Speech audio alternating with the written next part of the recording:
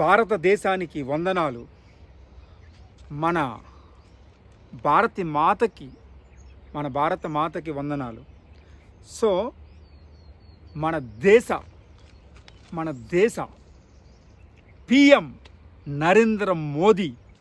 So Narendra Modi గారు ఎంత great అంటే చాలా గ్రేట్. నరేంద్ర మోదీ అంటే ఒక యోగి, నరేంద్ర మోదీ అంటే ఒక మహర్షి, నరేంద్ర మోదీ అంటే ఒక దేవుడు, నరేంద్ర మోడీ అంటే దేశానికి రాజు, ప్రపంచానికే ఒక రాజు స్థాయి ఉన్న ఒక వ్యక్తి నరేంద్ర మోదీ. నరేంద్ర మోదీ గారు మన 2014లో నరేంద్ర మోదీ గారు 2014లో పిఎం అయినప్పుడు మన దేశానికి స్వాతంత్రం వచ్చింది అంటారు అందరూ. నేను కూడా అదే అంటున్నాను. ఎందుకంటే నరేంద్ర మోదీ గారు వచ్చిన తర్వాత మన దేశం ఎలా డెవలప్ అయింది, ఎలా సక్సెస్ అయింది, ఒక పేదోడు కూడా మినిమంగా బతకగలుగుతున్నాడు, ఒక నార్మల్ మిడిల్ క్లాస్ పర్సన్స్ కూడా చాలా హ్యాపీగా బతకగలుగుతున్నారు అంటే దానికి కారణం నరేంద్ర మోదీ గారు.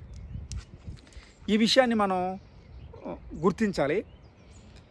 సో 20 స్థానం అంటే మన 160 దేశాల్లో మన దేశం 20 స్థానాల్లో ఉంటే 20వ స్థానంలో ఉంటే ఇప్పుడు 4వ స్థానంలో తీసుకొచ్చారు. దానికి కారణం ఎవరు? నరేంద్ర మోదీ గారు. సో అలాంటి రాజు, అలాంటి ఒక పిఎం మనకు దొరకటం నిజంగా మన గర్వకార్యం, చాలా అదృష్టంగా భావించాలి. నరేంద్ర మోదీ గారు నిండు నూరేళ్ళు ఇంకొక 20 సంవత్సరాలు, అట్లీస్ట్ ఒక 15 సంవత్సరాలు ఇంకా పిఎంగా ఉండాలని నేను మనస్ఫూర్తిగా కోరుకుంటున్నాను. ఎన్నో జీవితాలు బాగుపడతాయండి, ఎన్నో జీవితాలు సక్సెస్ అవుతాయండి. భారతదేశం ఫస్ట్ ముందుకెళ్తుందండి.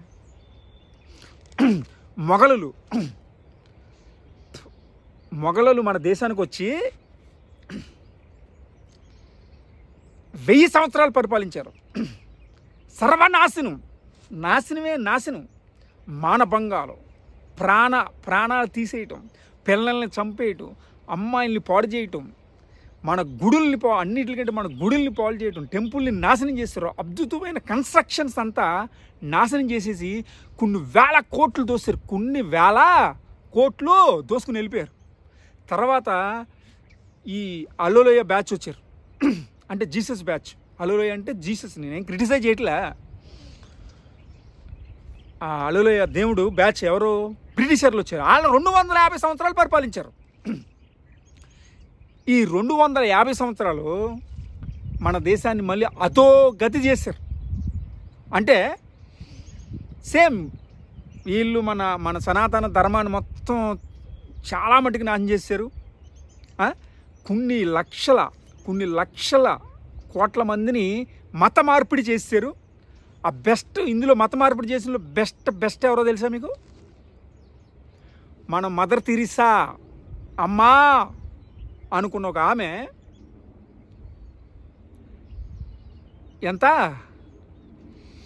50,000 మందిని మత మార్పిడి చేసేవాడి. ఎందుకంటే మన భారతదేశంలో పుట్టి నువ్వు క్రిస్టియనా, ముస్లిమా, హిందువా ఎవడన్నా కానీ నువ్వు భారత గాలి పీలుస్తున్నావు, భారత భూమి మీద పుట్టిన ఫుడ్ తింటున్నావు. కానీ విశ్వాసం పెట్టు, మన దేశ గౌరవాన్ని కాపాడండి. అన్ని మతాల వారికి చెప్తున్నా, మన దేశ మతాలన్నీ పక్కన పెట్టి ఫస్ట్ మీరు దేశం కోసం పోరాడండి, దేశం కోసం ఆలోచించండి. మన దేశంలో మనం ఈ నేల మీద బతుకుతున్నప్పుడు కృతజ్ఞతగా బతకండి. నువ్వు ఈ దేశంలో బ్రతికి నువ్వు వేరే దేశాన్ని సపోర్ట్ చేస్తే అట్లా చాలా పాపం కదా భయ్యా విను భయ్యా, చాలా పాపం, అన్నిటికంటే పెద్ద పాపం అది. మన కన్న తల్లి గుండెల మీద తంతున్నట్టు అది. నువ్వు క్రిస్టియన్గా, ముస్లింగా, ఎవడన్నాగా.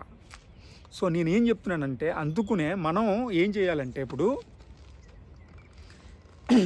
మనం ఏం చేయాలంటే నరేంద్ర మోదీ లాంటి వాళ్ళని ఎంకరేజ్ చేయండి ప్లీజ్. దేశం మంచి ఎవడు చేస్తే వాడే గొప్పడు. అండ్ ఈ సుసందర్భంగా మీకు చెప్పాలనుకుంది ఇంకోటి ఏంటంటే, పవన్ కళ్యాణ్ గారు నరేంద్ర మోదీ తర్వాత పవన్ కళ్యాణ్ గారు నాకు బాగా నచ్చారండి. నరేంద్ర మోదీ పవన్ కళ్యాణ్ కలిసినప్పుడు ఉంటుంది, దండాలయ్యా గల్లు గల్లు మని చిరుము వల్లే చినుకే చేరగా, నేను సహితం ప్రపంచానికి సమితి నొక్క ఒక్కొక్కటి ఆహుతిచ్చాను. నేను సైతం భువనగోసకు ఎర్రి గొంతుక విచ్చి ప్రోసాను. నేను సైతం టన్ టన్ టన్ టన్ టన్ టన్ టన్ టన్. అక్రవాలను కాల రాసిన ఉగ్గి పాదం నీదిరా.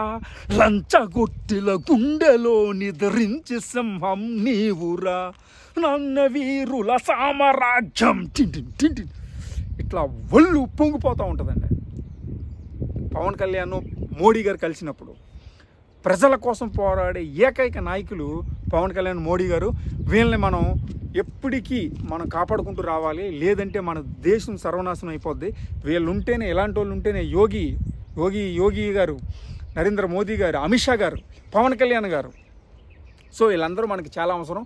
చాలా యూత్ కూడా రావాలి, మంచి రాజకీయ నాయకులు రావాలి, మన దేశాన్ని నెంబర్ వన్ స్థానానికి తీసుకురావాలి. జై హింద్.